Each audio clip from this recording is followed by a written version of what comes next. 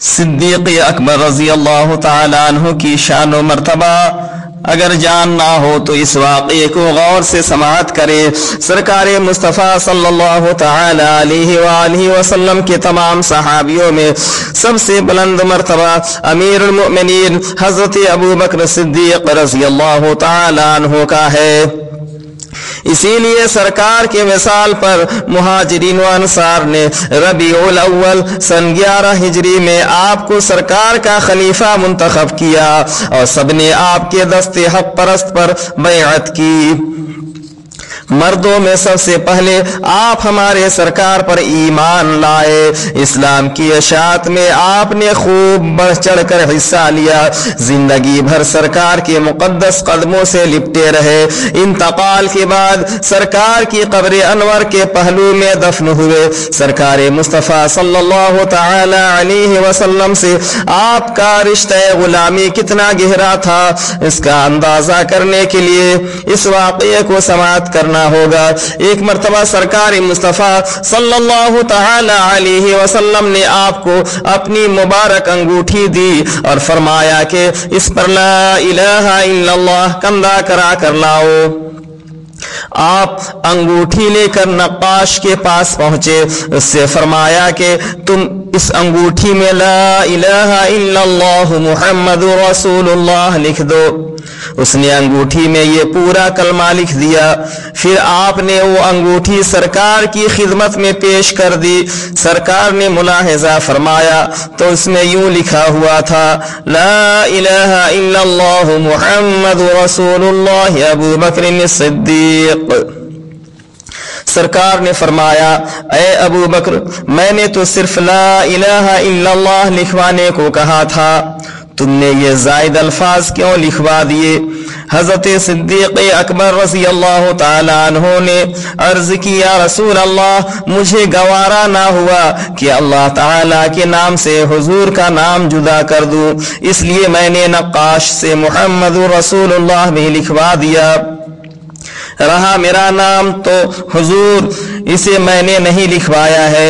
اتنے میں حضرت جبرائیل علیہ السلام بارگاہ نبوی میں حاضر ہوئے اور عرض کی، یا رسول اللہ، انگوٹھی میں ابو بکر کا نام میں نے لکھا ہے۔ بات یہ ہے کہ جب صدیق اکبر نے اللہ تعالی کے نام سے پیارے رسول کا نام الگ کرنا گوارا نہ کیا تو اللہ تعالی نے اپنے رسول کے نام سے ابو بکر کا نام جدا کرنا پسند نہ فرمایا، اس لیے اللہ پاک کی مرضی سے میں نے ان کا نام بھی انگوٹھی میں کندہ کرا کر دیا۔ جب حضرت صدیق اکبر رضی اللہ تعالی عنہ کے وصال کا زمانہ قریب ہوا تو آپ نے سیدنا مولا علی رضی اللہ تعالی عنہ کو بلوا کر وصیت فرمائی کہ میرا جنازہ تیار کر کے جس حجرہ شریف میں حضور صلی اللہ علیہ وسلم کا مزار انور ہے اس کے دروازہ کے سامنے رکھ دیجئے گا اور یوں عرض کیجئے گا، السلام علیک یا رسول اللہ، یہ ابو بکر حضور کے دروازے پر حاضر ہے۔ پھر جیسا اس سے حکم ہوا ویسا ہی کیجئے گا۔ چنانچہ آپ کی وصیت کے مطابق آپ کے جنازہ کو حجرہ کے سامنے رکھ کر یوں عرض کیا گیا، یا رسول اللہ، حضور کے یار غار، یہ ابو بکر حضور کے دروازہ پر حاضر ہے۔ حضور کے حجرہ مبارک میں دفن ہونے کی ان کو تمنا ہے، اگر اجازت ہو تو ان کو حجرہ مقدس میں دفن کیا جائے۔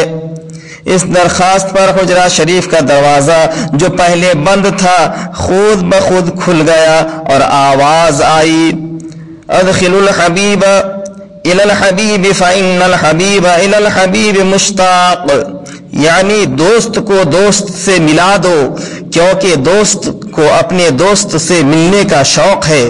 جب حجرہ شریف سے دفن کرنے کی اجازت مل گئی تو صحابہ آپ کا مبارک جنازہ اندر لے گئے اور حضور صلی اللہ علیہ وسلم کے قریب آپ کو دفن کیا گیا۔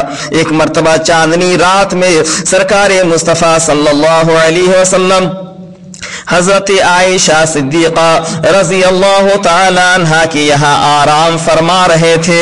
حضرت عائشہ صدیقہ نے آسمان پر تاروں کو دیکھ کر سرکار سے عرض کیا, یا رسول اللہ, کیا کسی شخص کی اتنی نیکیاں ہوگی جتنی آسمان کے تاروں کی گنتی ہے؟ سرکار نے فرمایا, ہاں, وہ عمر ہیں جن کی نیکیاں آسمان کے تاروں کے برابر ہیں. یہ سن کر حضرت عائشہ نے پوچھا, یا رسول اللہ, پھر میرے والد حضرت ابو بکر کی نیکیاں کہاں ہیں؟ سرکار نے جواب دیا, عمر کی تمام نیکیوں کا مجموعہ ابو بکر کی نیکیوں میں سے ایک نیکی کے برابر ہے. حضور اقدس صلی اللہ علیہ وسلم کے تمام صحابی عزت و عظمت والے ہیں, اور ان میں سیدنا صدیق اکبر رضی اللہ تعالی عنہ سب سے افضل ہیں. آپ سرکار مصطفیٰ صلی اللہ تعالی علیہ وسلم کے خلیفہ اول ہیں. آپ کی محبت اور تعظیم ہم سب پر فرض ہے. جو شخص آپ کی شان میں بے ادبی کرے یا آپ کی خلافت کو حق نہ مانے, اس سے نفرت کرنا ہم پر لازمی ہے. اللہ رب العزت ہم سب کو وہ توفیق کا جذبہ عطا کر دے کہ تمام صحابی کی محبت اور عزت و تعظیم ہم سب کے سینے میں برقرار رہے. آمین. وآخر دعوانا ان الحمد للہ رب العالمین.